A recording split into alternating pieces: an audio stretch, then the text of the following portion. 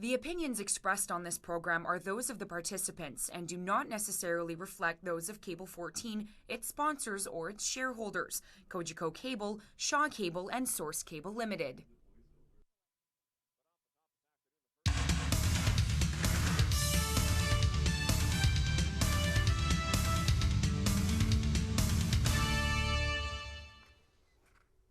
Hello and welcome to For the Record. I am Mike Fortune. Thank you very much for joining us one more time. And it is Community Employment Connection. Our wonderful folks at Mohawk College have produced another great show that's going to help the job seekers out there get that job of their dreams, or maybe even showcase some skills that they didn't know they've had. Now, over the past 3 segments, we've talked about your resume, your style, what you go through when you lose a job, how you kind of build yourself back up to find another job. Well, today we have some HR experts on our panel today. Last show we asked that you email in some questions, and boy, did we ever get a lot of them. So thank you very much for the response. The HR experts that we have with us today from Mohawk College, it is Julie Whitaker. Julie, great to see you. How are you today? I'm great, Mike. Fantastic. Looking forward to hearing from you and talking to you about a number of great things that our viewers have been asking. And then, of course, we have Fernie Black. She is a partner with the HR Fusion who specializes in specialty recruitment, selection, retention, and transition services. You fit all that on one business card, Fernie? Not quite, almost. Good stuff. Ladies, thanks for joining us. We're going to start things off with you, Fernie. Can you clarify the difference between temp agencies and professional recruiters? Other people might actually call them headhunters. Absolutely. The temp agencies, just as the name actually states, they generally focus on employing individuals on a temporary basis. So that would be for companies out there that just have a very short-term need. Some people also know them as placement agencies. And then we have the recruitment firms, or one of the other terms used is headhunters, as you alluded to, Mike. And that would be firms that are generally in the business of actually focusing on hiring people more on a full-time, permanent basis, as opposed to the temporary placement.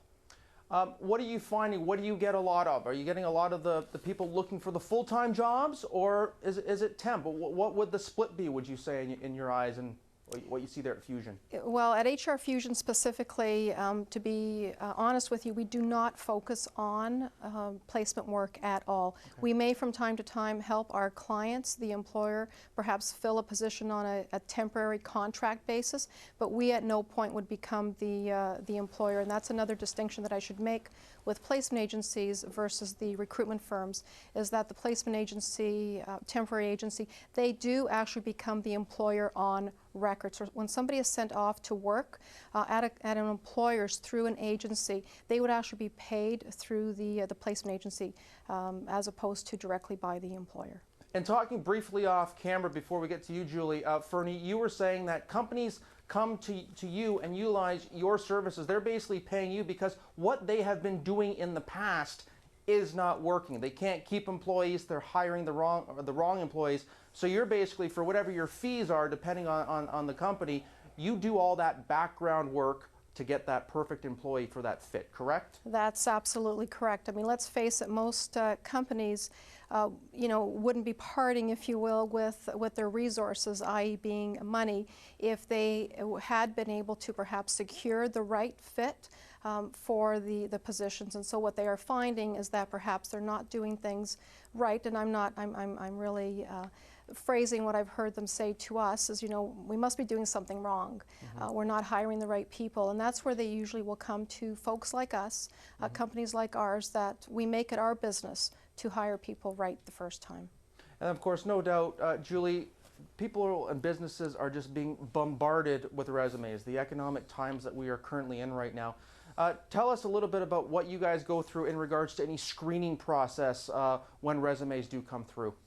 Well, first of all, we obviously identify any internal candidates because we have some obligations under our collective agreements. Secondly, we're looking really specifically at people's skills, their educational credentials, and their experience that's relevant to the position that we're recruiting for.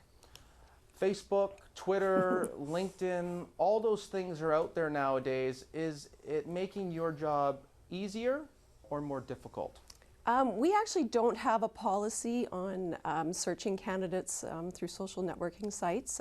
However, that doesn't mean that our hiring managers don't look at those things, but there is no policy on doing that at the college. And Fernie, I know we talked a little bit about this as well. A lot of people don't seem to have common sense. You're out looking for a job, yet your Facebook page is loaded with photos of you out at parties and having fun.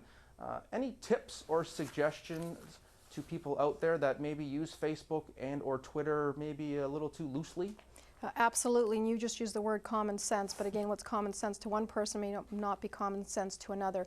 I think they need to stay focused that, you know, when they're out there on a professional life, that's one thing, or sorry, personal life. However, when they are in the market for employment, and even when they're not in the market, they may not be active per se, but perhaps there may be some companies out there, employers that have heard of them and may have an interest in them, and so they may be checking them out. It's as easy, of course, as Googling people these days. One of the recommendations that I would make is that with Facebook, is that folks, people who are using that, please actually go private on that and only accept friends as opposed to making it public. And so be careful what you're posting out there. What's public should come across more professional and keep some of that party scenes, as you mentioned, Mike, for your private viewers being your friends. Julie, I got to ask you, your final decision and or impression of a candidate, does it matter if they follow the proper procedures when it comes to a job posting, or can you be a little flexible on that? We prefer to use an electronic application process just because of the volume that we have to deal with. It really assists us in processing that. And ultimately our screening techniques are such that we're looking for those key words. So it's really important for us for people to follow the application process from that respect. Let me stay with you here, Julie, for a moment, and then Fernie, you can touch base on this as well in regards to follow-up calls. You've gone in, you've presented your resume, and that's something else we should talk about, but let's do the follow-up. Do you like the follow-up phone call? Do you like the follow-up email? Should it be a thank you card? Does it depend on the situation? Julie? It doesn't impact our decision, certainly, and often we don't have time to contact these people back because they are often just leaving, you know, an email or a voicemail. So sadly, we don't have that opportunity to make the connection. And officially, we can really only say that a competition is complete or interviewing hasn't started. We can give status updates, but that's about it. Fernie, your thoughts on the follow-up? I wanted to actually jump in there when I was hearing Julie speak. I think like Julie, it doesn't necessarily impact the decision positively, but I will have to say that it may impact the decision negatively in terms of how they do their follow-up. We've literally had individuals that are hounding us and pestering us to the point that they're actually showing perhaps a negative attitude towards the process, towards perhaps the way that we've interacted with them, and that's definitely something that we are not going to be interested in. And so, as I said, the follow-up, if it's done in a negative way, can very much have basically the opposite effect of, I think, what the candidate was hoping for. But I personally do like to have follow-ups have candidates follow up. I think it becomes an issue of time that a lot of recruiting firms or the employer directly in the HR department, you can imagine they can be inundated with hundreds sometimes of applicants for one position, and so it is difficult. People have to appreciate, the job seeker has to appreciate that we don't always have time to be able to reach out to them and to follow up with every call, at least not immediately. Yeah. However, being able to have that interaction with some of the individuals that are being shortlisted, again, can be a very positive thing for us, because hiring is very much part of for us getting to the core of who the individual is, and so the more interaction we have with that individual, the better it is for us and our clients in making that hiring decision for who the right candidate is. Again, Fernie, almost sounds like just getting back to regular common sense. Knowing enough is enough. You've made your point, and we'll get in touch with you.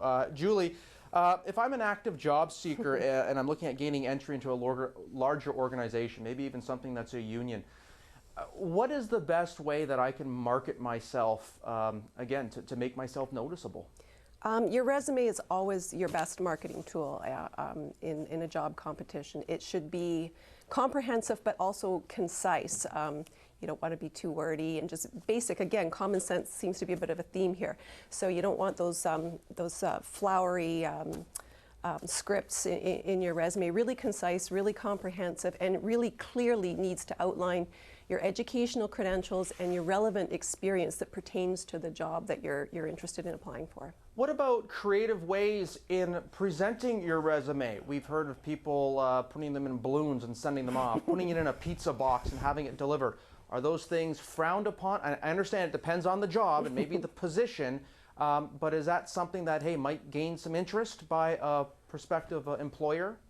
Well, it certainly would get somebody's attention, but again, at our particular organization, the sheer volumes that we deal with, we really need people to follow the application process. It's really important for just everything, right from the screening right down to scheduling interviews. It really needs to happen right from the get-go. Yeah, Fernie, your thoughts on that and creative ways to get someone's attention? Again, I agree with Julie. I mean, there is no room for gimmicks per se because, again, it gets the attention, but it may be on a negative way. However, having said that, as you mentioned, Mike, it's very much dependent on the position they're applying for. So if they are in a very creative, artistic position, you know, there may be some things that they can do to gain attention. However, because so many companies and firms these days are not actually reading and seeing resumes manually, we're not going to see some of those things because a lot of people are being asked to apply through what's called applicant processing systems or applicant tracking systems.